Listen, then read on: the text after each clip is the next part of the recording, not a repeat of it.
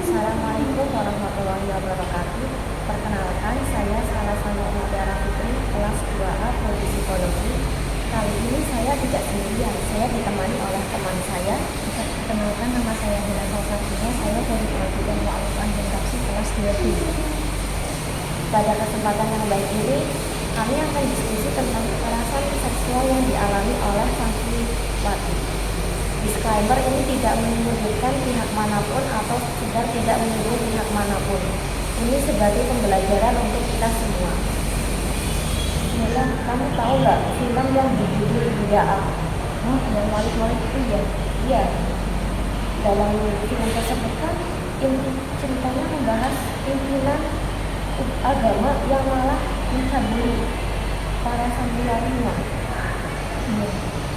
Kasusnya itu hampir sama dengan yang terjadi di ada sebuah daerah di Indonesia, Kabupaten K, yang dimana di kabupaten tersebut terdapat pondok pesantren. Tapi pimpinan pondok pesantren itu malah melakukan kekerasan seksual terhadap santriwatinya. Dan itu banyak sekali santriwati yang dilakukan kekerasan seksual oleh oknum pimpinan tersebut yang berusia 15 sampai 18 tahun. Kronologi kejadiannya, pimpinan pondok pesantren itu menyuruh santriwatinya untuk dipanggil dalam waktu yang berbeda ke sebuah ruangan kosong, di mana ruangan kosong tersebut sering dilakukan untuk tetap ibadah. Korban dengan iming-iming korban itu untuk dipanggil, lalu setelah korban dipanggil, pelaku melakukan aksi bejatnya dengan melakukan persetubuhan terhadap korban.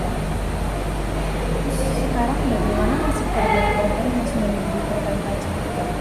Mungkin saat korban dilakukan persetubuhan oleh pelaku mungkin terjadi berupa ancaman atau korban mungkin masih takut karena korban tidak memiliki kuasa apapun untuk melapor.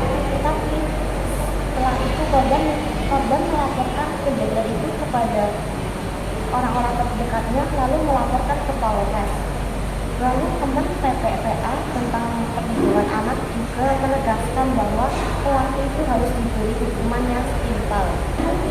Korban itu mendapatkan penanganan berupa perlindungan dengan konseling ke psikolog dan pendampingan untuk pemulihan korban supaya tidak terjadi depresi atau trauma yang sangat mendalam. Sedangkan pelaku itu mendapat hukuman penjara berupa 15 tahun penjara atau hukuman berupa uang sebanyak 5 miliar rupiah sesuai pasal 81 ayat 1 Undang-Undang Nomor 17 Tahun 2016 tentang perubahan kedua atas Undang-Undang Nomor 23 Tahun 2002 tentang perlindungan anak. Terus kira-kira bagaimana cara mencegahnya biar sama terjadi? Kan pastinya masih banyak sih yang di luar sana.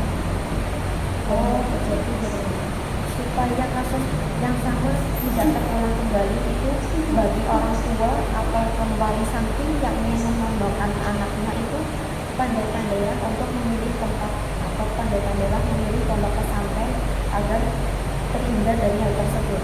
Inilah yang sadarnya jelas atau yang melakukan survei sebelum memandangkan anak-anaknya.